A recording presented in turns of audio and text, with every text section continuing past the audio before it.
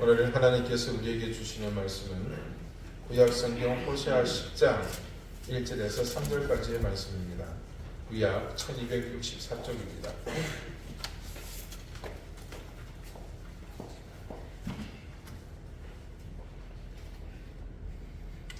호세아 10장 1절에서 3절까지의 말씀을 제가 읽겠습니다. 이제 다 같이 자리에서 일어나 하나님의 말씀을 경청하십시오. 이스라엘은 열매 맺는 무성한 포도나무라. 그 열매가 많을수록 제단을 많게 하며 그 땅이 번영할수록 주상을 아름답게 하리라. 그들이 두 마음을 품었으니 이제 벌을 받을 것이라. 하나님이 그 제단을 쳐서 깨뜨리시며 그 주상을 허시리라. 그들이 이제 이르기를 우리가 여호와를 두려워하지 아니하므로 우리에게 왕이 없거니와 왕이 우리를 위하여 무엇을 하리요 하리로다. 아멘. 자리에 앉으시기 바랍니다. 하나님께서 말씀으로 우리에게 은혜 주시기를 원합니다. 하나님께서는 가나안을 정복하러 입성하는 이스라엘에게 특별한 주문을 반복해서 하십니다. 그 반복해서 주문한 내용은 지금 이 시대에 우리가 보기에는 납득하기 어려운 일인데, 가나안 땅을 정복해 갈 때에 그 땅에 살고 있는 모든 사람을 모두 멸절하라는 겁니다. 말이 좋아 멸절하는 것이지, 이것은 소위 인종청소 혹은 대학살로 규정할 수 있는 일입니다. 그런데 결론적으로 이 명령은 지켜지지 않았습니다. 물론 처음에는 철저하게 정복하는 일을 마무리하지 못한 그것이 원인이었지만 나중에는 상황이 그렇게 할 수 없게 됩니다. 그래서 사사기에 나타난 이스라엘 백성들의 삶을 보면 그 여파로 인해서 그들은 그렇게 남겨진 가나안 백성과 어울려 살았습니다. 그렇게 더불어 살다 보니 자연 이스라엘 백성은 가나안의 우상을 함께 섬기기 시작합니다. 그렇게 되고 보니 하나님께서 왜 그런 지금은 이해하기 어려운 명령을 하셨는지 이해되었습니다. 우상이라는 것이 사람에게서 나오는 겁니다. 그렇기 때문에 사람이 없으면 자연 그 우상도 없어집니다. 그래서 딴에는 우상만 없애면 되지 않겠느냐 말하고 싶겠지만, 여러분 옆에서 샘물이 계속 흘러나오고 있는데 주변에 흘러나온 물을 모두 없앤다고 해서 물이 없어지는 게 아니죠. 그것과 같은 이치입니다. 샘은 끊임없이 물을 토해내니 그 샘물의 근원을 마르게 하지 않는 한 물을 없앤다는 것은 불가능합니다. 결국 하나님이 그들에게 그 땅의 거민을 모두 몰살하라는 명령을 하시면은 바로 이곳에 산지한 가나안의 종교의 근원을 모두 없애라는 명령이었습니다. 과연 그 당시 가나안을 지배하고 있던 종교는 하나님께서 도저히 용납할 수 있는 종교가 아니었습니다. 더군다나 지금 우상의 땅에서 건져낸 그들이 다시 살아야 할 땅입니다. 그랬기에 하나님의 마음은 더 그랬습니다. 가나안 백성들이 섬겼던 대표적인 우상을 꼽자면 바로 바알과 아스타롯입니다. 그런데 이 가나안 우상도 근본 없이 어디서 튀어나온 것이 아니라 나름 다 족보가 있습니다. 먼저 가장 높은 곳에 엘이라는 신이 있고, 그분의 부인이 아세라가 있었습니다. 여기가 아세라, 아스타롯 이렇게 헷갈리는데 이번에 확실히 좀 여러분 아시기 바랍니다. 우리가 흔히 알고 있는 이 바알은 이 두 분의 자제분이십니다. 이게 엘과 아시라의 아들이 바알이고요. 그 바알의 누이가 누구냐면 아스타롯입니다. 근데 바알과 아스타롯은 또 부부관계거든요. 같은 나라 말입니다. 완전 개족거든요. 하여튼 그리고 또 여러 형태의 파생 바알, 짝퉁 바알들도 생깁니다. 그래서 여러분 성경에 보시면 바알 브릿, 바알 부올, 바알 세부, 이게 다 그 바알의 파생형입니다. 그리고 그에 대해서 몰렉과 그모스, 다곤, 또 모트, 얌, 구약 성경에 등장하는 대부분의 우상의 신이 이곳 이 가나안의 연주를 두고 있었습니다. 그래서 이 가나안 종교는 특징들이 있어요. 제일 먼저는 가장 두드러지는 것이 다신주의입니다. 가나안은 지역이 넓다 보니까 여기저기 종족들마다 각기 다른 많은 신이 이미 자리 잡고 있었습니다. 가나안 종교는 상당히 초기부터 매우 발달된 체계를 갖추고 있었던 것으로 보이며, 그런 속에서 가나안 원주민들은 자신들의 우상뿐만 아니라 일찍부터 인접한 에돔, 모압, 암몬 족속의 우상들까지 이렇게 참 받아들이셔서 후대로 내려갈수록 이 신들의 숫자가 많아지는 것을 볼 수 있습니다. 두 번째 가나안 종교의 특징은 그 종교의 형상을, 모양을 숭배하는 그런 종교였습니다. 가나안 종교는 그들의 신을 형상화해가지고 그것을 곳곳에다가 막 이게 나타내는데, 만드는 데 열중이었습니다. 예를 들어 아세라는 나체의 여인상의 형태를 취하고 있습니다. 바알은 그 부친의 함자가 어떻게 되죠? 엘이었죠. 네. 그분과 똑같이 황소의 모양을 하고 있습니다. 힘을 상징하는 겁니다. 그래서 가나안에는 이런 형태의 산당이, 그 형태의 그 형상을 모시는 산당이 곳곳에 산재해 있었습니다. 세 번째 가나안 종교의 특징은 자연 현상과 아주 밀접한 연관이 있다는 겁니다. 그것은 그 지역에 전해지는 이 바알 신화의 내용과 깊은 연관이 있습니다. 이 폭풍의 신인 바알은 바다와 강의 신인 얌, 바알과 얌이 전쟁을 합니다. 이 땅의 주인이자 왕의 자리를 놓고 서로 대결을 벌입니다. 이 싸움에서 바알이 이깁니다. 그래서 이것을 그 신화에서는 혼돈과 무질서의 세력을 제압하고 질서와 평화를 세웠다, 이렇게 이제 그들은 간주를 했습니다. 뭔가 좀 느낌이 싸하죠. 네. 창세기하고 비슷합니다. 자, 여기서 이긴 바알은 자기의 누이자 아내인 아스타로스의 도움으로 자기가 그할 궁전을 건축합니다. 그런데 이 바알의 질서와 평화가 오래가지 못합니다. 바알이 왕위에 오른 것을 못마땅히 여긴 그 신이 있었습니다. 얘가 누구냐면 여름 가뭄의 신이자 죽음의 신인 모트입니다. 이 바알을 대적해서 지하에서 한판 붙습니다. 이때 이 바알이 모트가 차려놓은 죽음의 빵을 먹고는 그만 지하 세계에 갇히고 맙니다. 그래서 모트에게 피했다, 모트에 수중에 있다는 것은 죽음의 신이기 때문에 갇혔다는 표현과 죽었다는 표현을 함께 쓰게 되죠. 자, 바알이 죽으니까 비가 멈추고 이 가뭄의 신인 모트가 득세를 하니까 땅이 메마르고 갈라지기 시작합니다. 다른 신들 역시 바알의 죽음을 애도합니다. 바로 이때 바알의 누이이자 아내이며 전쟁의 여신인 아스타롯이 이 바알에 대한 욕망에 사로잡혀서 처제를 울부짖으며 찼습니다. 결국 바알이 죽음의 신 모트의 수중에 있다는 것을 알게 된 아스타롯은 이 온열의 서리가 되는 이 강력한 힘을 이용해서 이 모트와 격렬한 전쟁을 벌인 끝에 그를 제압합니다. 이렇게 여름 가뭄의 신이자 죽음의 신인 모트가 죽게 되자 바알은 부활하여 다시 왕좌에 오르게 되고, 바알과 아스타롯이 결합함으로써 지상에는 다시 비가 내리게 됩니다. 자, 여기서 바알은 봄의 번식력을 상징화한 것이고, 모트는 식물을 죽이는 파괴력을 상징한 겁니다. 자연에는 봄과 여름, 또 비와 가뭄, 생명과 죽음 같은 주기적인 현상이 반복되는데, 바알 신화는 이런 자연의 변화들을 뭘로 본 겁니까? 이 신들의 활동으로 본 겁니다.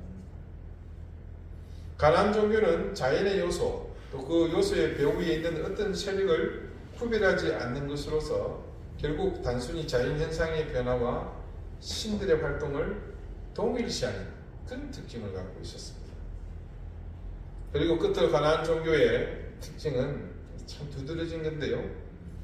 도덕적 요구나 신과의 인격적인 관계성이 전혀 없는 그냥 기복 종교라는,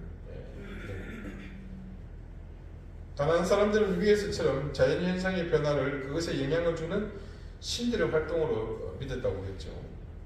근데 농업을 주된 수양업으로 하고 있는 그들에게 있어서 이 변화무쌍한 자연에 전적으로 의존한다는 것은 농사를 짓는 입장에서는 불안할 짝이 없는 그런 도였습니다. 따라서 그들은 자연현상의 배후 위에 있는 변덕스러운 그 신들을 달래고 또 어르는 것이 필요하다고 자연스럽게 느끼게 되었고, 아마 이러한 그들의 필요성을 충족시켜주는 기능을 누가? 이 종교가 할 수 있다고 간주한 겁니다. 거기에 더 나아가서 가나안 거민들은 자연을 주관하는 신들을 단순히 달래고 어르는 것에 그치지 않고 신들의 활동에 가능한 많은 영향을 주어서 그 신들을 효율적으로 이용하기를 또한 바랐습니다. 이런 바람이 참 어처구니 없는 회기망측한 행동으로 나타나는데 그 내용이 이렇습니다.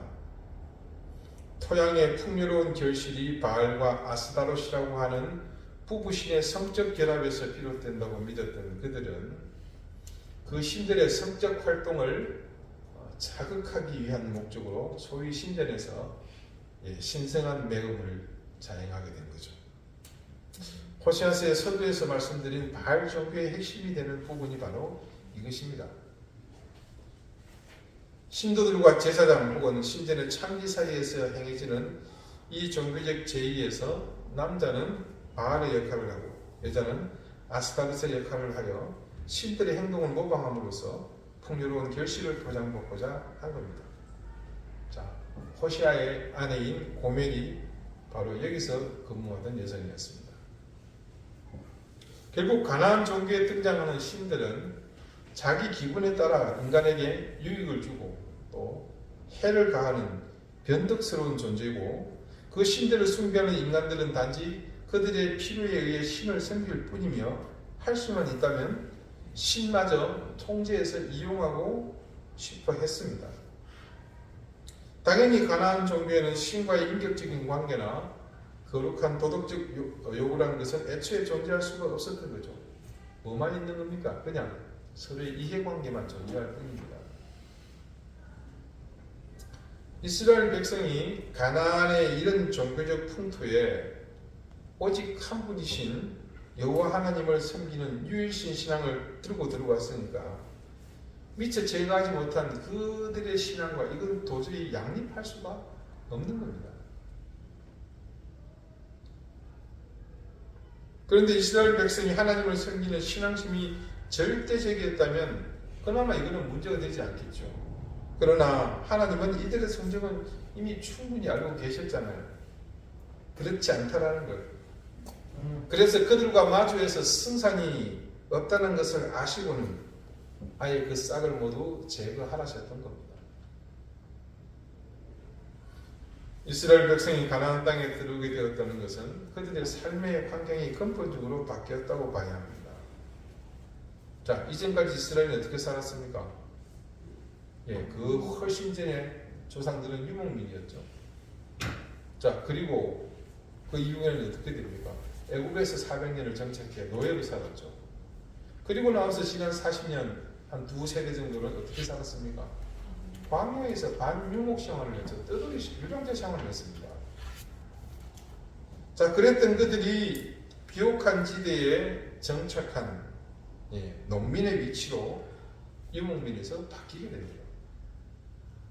광야에서의 오랜 유랑 생활을 끝내고 가나안 땅에 정착하여 살면서 그들은 곡식과 가축의 다산, 소출을 해내는 것들, 그 땅의 풍요로움에 놀라지 않을 수 없었습니다. 전에 어떤 안정된 생활과 풍요로움을 맛보면서 이스라엘 백성들은 이 가나안 땅의 풍요를 가능하게 한 배경에 관심을 기울이게 되었고, 자연 그리고 거민들의 삶을 통해 가나안의 종교가 그 원인이라고 확신하게 되었습니다. 이스라엘 백성이 가나안 땅에 정착하게 되었다는 것은 그들의 삶의 방식 또한 근본적으로 변화되었다는 것을 의미합니다. 자, 농사를 짓게 되면서 이스라엘 백성들은 당연히 이 곡식 재배에 결정적 영향을 미치는 태양, 또 강우량, 계절의 변화 등 자연과 관련된 문제에 관심을 기울이지 않을 수 없었습니다. 자, 기상의 과학적 원리를 잘 알고 있는 오늘날의 농부조차도 풍부한 수확을 산출하는 토양의 생산력, 이 자연의 신비에 감탄을 금치 못합니다. 더구나 현대에 비해 하늘만 쳐다보고 농사를 지어야 했던 이 고대의 생활 형편에서 자연의 신비가 종교적 관점에서 해석되었다는 것은 결코 놀랄 일이 아니죠. 그런 가운데 이스라엘 백성 역시 하늘을 쳐다보고 농사를 짓게 되면서 신이 배후에서 자연의 변화를 주관한다고 믿는 이 가나안의 세계관은 자연스럽게 그들에게 영향을 미치게 됩니다. 우리가 역사를 통해서도 충분히 지각하고 있는 부분이지만 고대에는 현대와 달리 사람들의 사고방식이 심각하리만치 신화적이었습니다. 마치 오늘날 사람들이 과학을 신봉하는 것처럼 그 고대 농경사회에서 자연의 배후에 그것의 변화와 이 순환을 지배하는 신들이 존재한다는 이 사고방식을 무시하기라는 것은 어려운 일이었습니다. 물론 이스라엘은 역사 속에서 그들이 믿는 여호와 하나님의 전능하심을 철저히 체험했죠. 어떤 겁니까? 초자연적인 역사잖아요. 그렇지만 자연의 순환을 지배하는 신들의 영향을 인정하는 당시 가나안 사람들의 세계관이 이런 이스라엘 백성들의 사고에 놀랍게도 영향을 끼치게 되었다는 거죠. 가나안의 풍요 속에서 그리고 그 배후에서도 풍요를 주관하는 신들의 존재를 믿는 가나안의 세계관 그 영향을 받으면서 이스라엘의 여호와 유일 신앙은 많은 도전을 받게 된 겁니다. 자, 물론 이스라엘 백성들은 그들과 언약을 맺은 여호와 하나님께 완전히 등을 돌리려 한 것은 아니었습니다. 이스라엘은 이러한 신앙의 도전 속에서 그들을 배척하고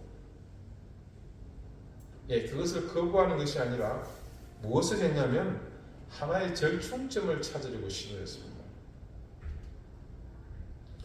마치 현대인들이 종교와 과학을 별개의 영역으로 생각하는 것처럼 말입니다. 그들은 여호와 신앙과 가나안 농경 사회의 종교적 관습을 별개의 영역으로 수용하려고 했던 거죠. 이스라엘 백성들은 결국 양자택일의 관점에서 여호와를 버리고 바알을 선택하는 그런 식의 선택을 하지는 않았습니다. 단지 그들은 이스라엘의 하나님 여호와를 섬기는 것과 그 땅의 풍요의 신 바알을 섬기는 것이 상호 배타적이거나 모순된 것으로 생각하지 않았고 여호와를 섬기는 것과 바알을 섬기는 것이 병립할 수 있다고 생각한 겁니다. 자, 이게 소위 말하는 이제 혼합주의입니다. 타 종교의 제의와 교리에 대해서 수용하는 자세. 이러한 종교적 혼합주의에 의해서 여호와 신앙과 가나안 종교의 요소들은 끊임없이 그들 속에서 뒤섞여 나가기 시작합니다. 그러나 그것은 인간의 탐욕에 의해서 일어난 현상일 뿐 이스라엘과 언약을 맺은 여호와 하나님은 어떠한 경쟁자도 용납하지 않는 질투하시는 하나님이십니다. 이스라엘 백성에 대한 여호와의 주권은 절대적인 것으로서 생활 전반에 걸친 것이었습니다. 따라서 여호와 하나님과 바알을 동시에 섬기는 것은 실제로는 여호와 하나님을 버리는 것과 다름이 없었습니다. 하나님을 배반하는 것입니다. 그래서 여러분, 오늘 새로운 관점으로 바라보는 것이 무엇이냐? 이스라엘 신앙의 본질적인 문제, 우리가 지금 매주 만나고 있는 지금 이제 다 되어가는 벼랑 끝으로 내몰리고 있는 심지가 다 타들어가고 있는 그 이스라엘 신앙의 본질적인 문제는 여호와 하나님만을 섬기느냐, 우상을 섬기느냐 그런 문제가 아니라 여호와만을 섬기느냐 바알도 함께 섬기느냐 이런 문제가 되는 거죠.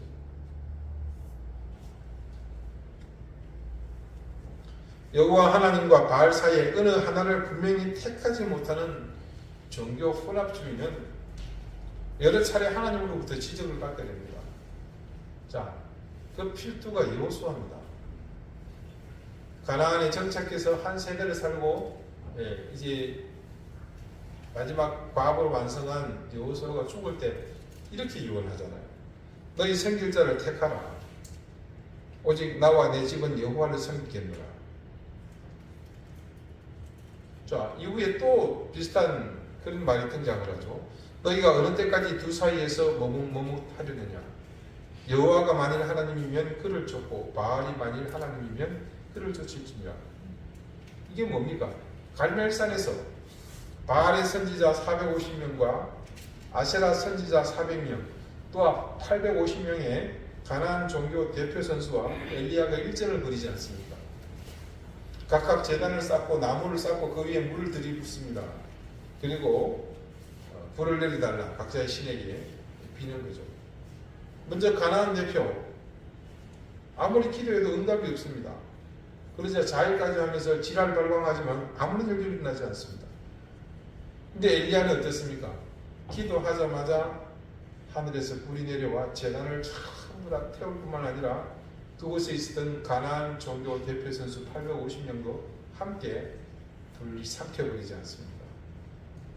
그런 광경을 보고도 여호와 하나님과 바알 사이에 양다리 걸치고 이리로 갔다 저리로 갔다 아직도 헷갈리나요? 그런 이스라엘 백성을 향해서 엘리야가 외쳤던 이유도 바로 이런 종교 혼합주의에 익숙해 있던 그 시대의 모습 때문이었습니다.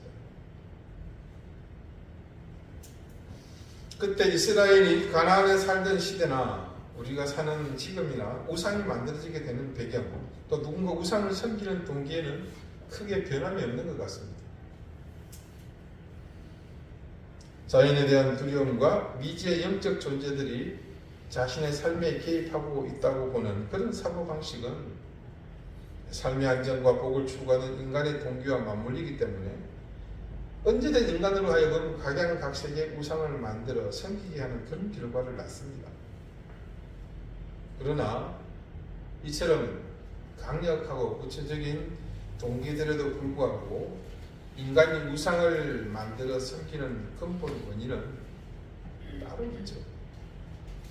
인간이 타락해서 진리를 볼 수 있는 능력을 상실하게 되면 찾아오는 현상입니다. 누가 진정으로 자연을 포함한 우주 만물을 다스리는지 또 그 절대자가 인간에게 무엇을 요구하는지 알지 못하는 영적 무지 때문에 인간의 우상 숭배는 일어나게 되는 겁니다.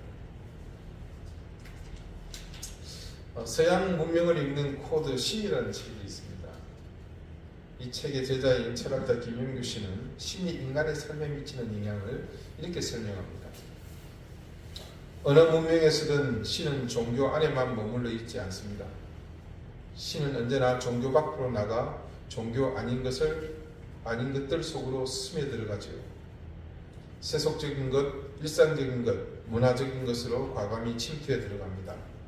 신은 사회 제도와 전통 안으로, 생활 규범과 관습 속으로, 학문 안으로, 문학 속으로, 미술과 건축 안으로, 음악과 공연 속으로 부단히 파고들어가 문화와 문명의 심층을 이룹니다. 자, 이 김용규 씨의 이런 설명은 이미 역사가 우리에게 생생하게 그것을 적용해 주고 있죠.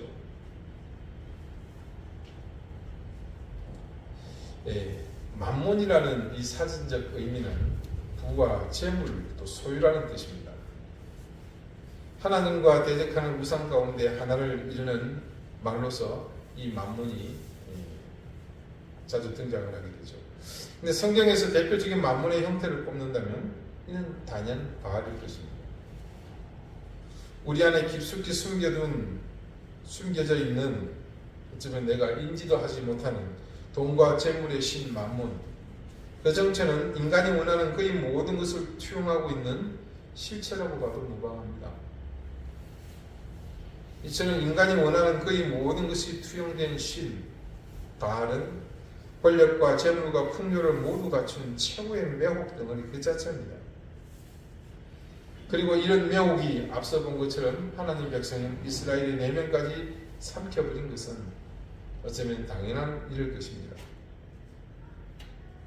오늘 호시아 10장을 시작하는 첫 절이 아주 의미심장한 사실을 이렇게 증언합니다. 이스라엘은 열매 맺는 무성한 포도나무라. 그 열매가 많을수록 재단을 많게 하며 그 땅이 번영할수록 주상을 아름답게 하리라. 이 말씀의 전반부, 이스라엘이 열매 맺는 무성한 포도나무고 그 열매가 많다는 것은 참 긍정적이고 은혜로운 모습이죠. 그런데 그런 매우 긍정적인 모습의 결말이 너무나 한심하게 맺히는 것을 봅니다. 그 열매가 많을수록 그 다음에 뭡니까? 재단을 많게 했다. 그렇게 증거하는데요.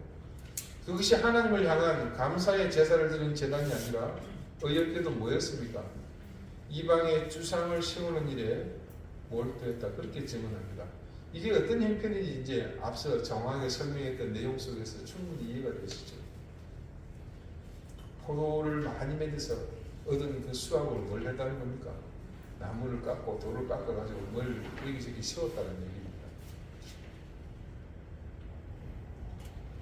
가나안의 종교를 설명하는 것에서 보았던 이스라엘 민족과 가나안 우상의 관계가 이어져 온 역사 속에서 가나안 땅의 그 종교의 신들이 이 철학자 김용규 씨의 주장처럼 이스라엘 민족에게 어떻게 자리 잡았는지 그 신뢰를 여기서 또다시 확인하게 됩니다.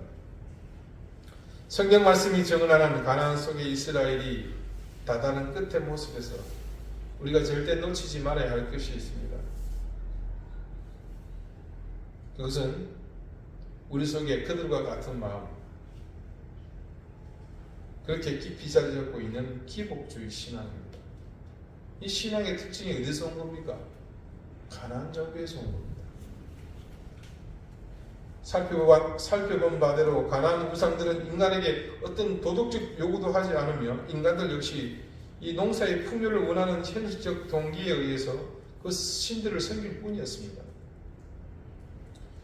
우상의 특징은 어떤 겁니까, 여러분? 인간에게 어떠한 종교적, 도덕적 요구를 하지 않고 단지 자기를 섬기면 현실적 복을 준다고 약속하는 그게 전부입니다.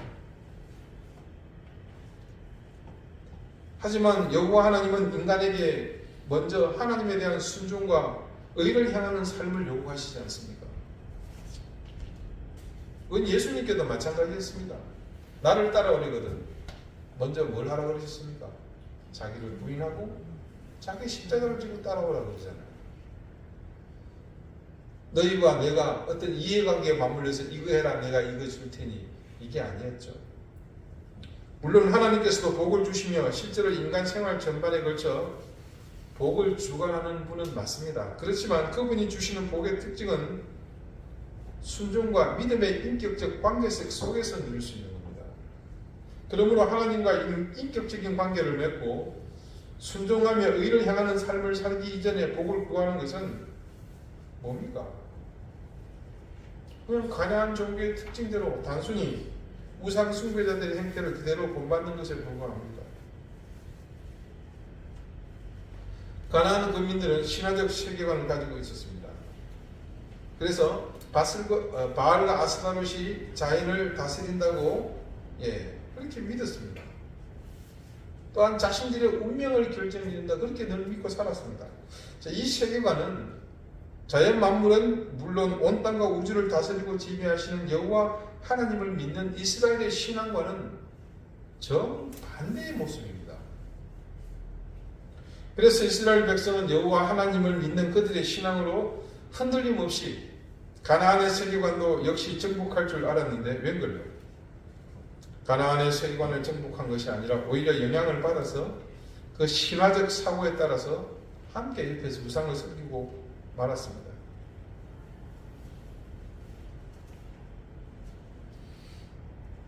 자, 우리는 이 시대를 살면서 그때처럼 그런 영적 싸움이 없다고 생각하죠. 이 대다수 우리 그리스도인들의 생각이죠. 그런 역사가 우리가 무관하다고 일축해 버리니까 우리는 영적 싸움이 없다는 판단하에 어디에 자연 관심을 가지게 되는 겁니까? 물질의 풍요함에 관심을 가지게 되는 거죠. 여러분, 우리가 사는 이 시대가 영적으로 녹록하다고 생각하십니까? 절대 그렇지 않습니다. 오히려 그 시대보다 더 교묘하게 하나님의 자녀들을 옥죄고 있습니다. 오늘날은 과학의 힘이 모든 것을 압도하고 있는 세상입니다. 물질의 힘이 어느 때보다 강력해져서 물질을 더욱 깊이 섬기는 앞서 말씀드린 만문의 기세가 위세를 떨치고 있습니다. 거기에 대해서 요즘 가장 힘든 것이 뭡니까? 인간의 가치를 극대화해서 모든 중심이 하나님이 아닌 인간으로 가치 전환이 일어나는 반성서적인 그런 세계관이 형성되고 있지 않습니까? 우리에게도 그 시대 가나안을 정복했던 이스라엘과 같이 우리 시대의 이런 반성서적, 반기독교적, 불신앙적 세계관을 극복하고 기독교적 가치관과 세계관을 형성하기 위한 사명이 사실상 있습니다. 이 사명을 망각하고 살고 있으니 우리의 관심은 영적 싸움이 아니라 육적 만족으로 치우치게 된 것입니다. 우리가 하나님과의 인격적 관계를 온전히 맺지 않는다면 우리 역시 만몬을 숭배하다가 그들처럼 채워진 재물로 하나님이 아니라 우상을 향해 나가게 될 것입니다. 그것이 그래서 결국은 우리가 신령과 진리로 섬겨야 할 하나님의 자리를 대신하여 우리의 경배를 받는 일이 일어날 수 있다는 겁니다. 그들이 가나안에서 누리게 된 풍요로움으로 인해 하나님이 아닌 다른 우상들에게 제단을 쌓고 감사의 제사를 지내는 것처럼 우리도 그리할 수 있다는 말입니다. 많은 사람이 이 시대의 교회를 비판합니다. 그 비판의 내용이 예전에는 단지 핍박이라고 치부하며 흘리면 그만일 정도였지만 이제는 우리의 폐부를 찌르는 날카로운 송곳처럼 신앙의 양심을 찔러서 말로도 할 수 없는 고통을 느낍니다. 그 비판의 중심에 있는 것이 바로 교회가 올바른 물질관을 가지고 있지 않다는 점입니다. 그것은 다른 말로 우리가 다스리고 지배하며 사용할 목적으로 바라보아야 할 재물이 우리에 의해서, 교회에 의해서 그 위치가 옮겨졌다는 뜻이기도 합니다. 예수님이 돌아가신 이후 세워졌던 초대교회 성도들은 핍박에 효율적으로 대응하기 위해서 공동생활을 했습니다. 그때 그들은 자신의 재산을 다 처분해서 함께 나누고 임무상통했죠. 그 당시 상황을 증거하는 사도행전의 말씀은 한 가지 특별한 사실을 지적합니다. 사도행전 4장 33절 이하에 기록된 말씀입니다. 사도들이 큰 권능으로 주 예수의 부활을 증언하니 우리가 큰 은혜를 받아 그 중에 가난한 사람이 없으니 이는 밭과 집 있는 자는 팔아 그 판 것의 값을 가져다가 사도들의 발 앞에 두매 그들이 각 사람의 필요를 따라 나누어 주니라. 구브로에서 난 레위족 사람이 있으니 이름은 요셉이라. 사도들이 일컬어 바나바라 번역하면 위로의 아들이라 하니 그가 밭이 있음에 팔아 그 값을 가지고 사도들의 발 앞에 둡니다. 자, 두 번에 걸쳐서 재산을 처분한 사람들이 그 돈을 가져와서 특정한 곳에 두었다고 증거합니다. 그곳이 어디입니까? 사도들의 발 앞이라고 증거합니다. 이 말씀은 그리스도인이 재물을 어떻게 대해야 하는지를 가르쳐주는 아주 중요한 말씀입니다. 말씀 속에 놓인 재물의 위치는 사도들의 발 앞이라고 증언합니다. 오직 재물은 사람의 발 앞에 있어야 하는 것이지 그것이 사람보다 높은 곳에 있어서 사람이 우르르 보아서는 안 될 것이라는 가르침입니다. 사랑하는 여러분, 풍요로움, 그것을 대변하는 재물을 사랑하던 이스라엘은 결국 하나님이 아닌 그것을 섬기며 그 재물의 주인이라 여기는 만문의 실체인 바알에게 제사를 지냈습니다. 이것이 성경 말씀이 우리에게 가르치고 있는 재물을 섬기고 풍요로움을 목적으로 사는 이들이 가게 될 길입니다. 어쩌면 많은 사람은 이미 그 자리에서 제사를 지내면서 그것이 하나님이라고 착각하고 있는지도 모를 일입니다. 사랑하는 우리 이든교회 교우 여러분, 우리 신앙이 결코 풍요로움을 목적으로 삼아서는 안 됩니다. 오로지 우리의 목적은 하나님이어야 합니다.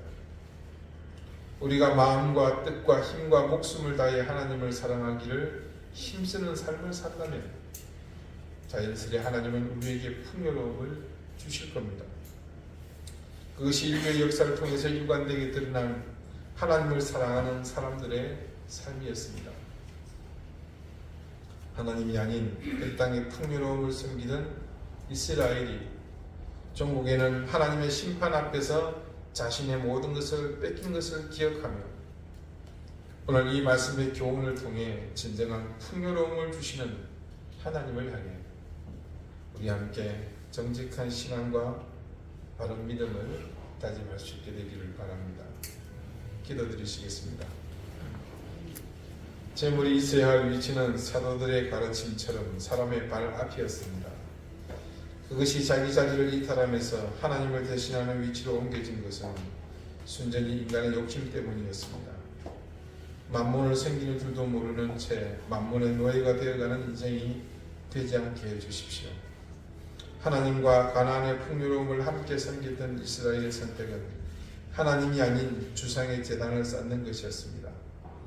우리의 지나친 소유욕으로 인해 하나님을 바라볼 눈이 광어나 도다리의 눈이 되지 않게 하시고 오로지 하나님만을 바르게 바라보며 정직한 신앙과 바른 믿음으로 나가게 해 주십시오. 예수 그리스도 이름으로 기도드립니다. 아멘.